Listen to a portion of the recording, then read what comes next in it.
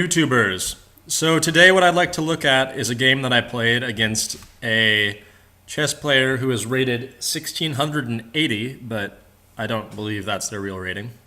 So I started out with e4, e6, d4. I thought we were going to probably play the French, but that doesn't happen. He brings his knight up. So I was contemplating kicking the knight right now with a pawn move and just beating him up with the pawns, but I felt like playing it safe. I defend, he attacks the defender. I develop and defend the e4 pawn again. Castles. I bring out my bishop now to pin, because before he castled, it was possible he could just harry my bishop with the pawns, but now pawn moves just weaken his king. Brings out his knight, attacking my other pawn. And at this point I was just kind of like, let me exploit that pin right there. So I do.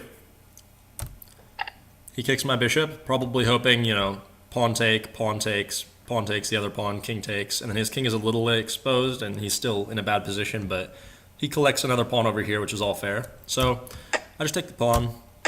He takes, I take, queen comes out. So now as you can see, there's two attackers on the d4 pawn, no defenders, but I do like how weak his king is. So what I'm going to focus on now is just sort of using the weak king as a point for an attack. So I check him.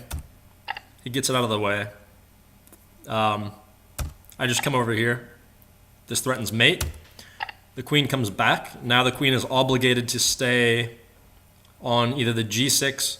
He needs to stay on one of these squares on the g file, g6, g7, g8, or h7. So the queen's pretty stuck now, so I'm feeling good. I bring my knight out here to defend this pawn and this knight. Little did I realize, though, that if he takes there, I can't take with a knight because I weaken my d4 square. Now, thankfully, he brings out this pawn, so I go ahead and take it, just because it's one of my weaknesses. I don't want it. He gets a centralized knight, and at this point I'm kind of sad because I'm going to lose my bishop, which is helping my attack. So I just decide to kick his bishop, trade off.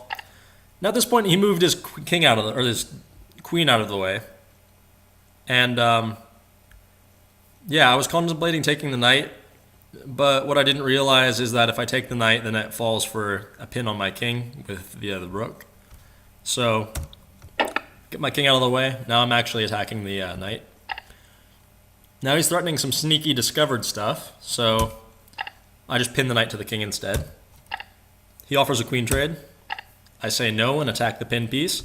But it's funny because now you can see I'm actually pinning the king or the knight to the king, but he's pinning my pawn to my queen, so I really can't do anything about it. He defends the knight. Doesn't really make sense. I would have moved my king out of the way. So now I hit the queen and the knight. So I hit the queen, which is now actually threatening to take the knight. So if the queen wants to continue defending with this pin, she really has to go to h4, which I would just play g3, and then she's done. So he decides to snag a pawn. I decide to take this open file, and then the knight. And now I'm up a piece for two pawns, so not bad. I come over here, hitting the rook, and also, just you're gonna see, he brings his bishop out. I hit the queen, which the idea is that I've won the queen because she can't go anywhere. But I failed in this respect because if I put my queen on b4, it would have been a much better move. Because now we can just get the bishop out of the way with an attack. I got to move my queen out the way. The queen comes back. And now I'm just launching a full-blown kingside attack. He hits the rook, so I use it as an opportunity to double up. He does this pawn move. Not really sure how that helps. So I decide to kick the queen off of this file right here. And here I was expecting queen comes over to g6, which is the only way to defend this mating pattern.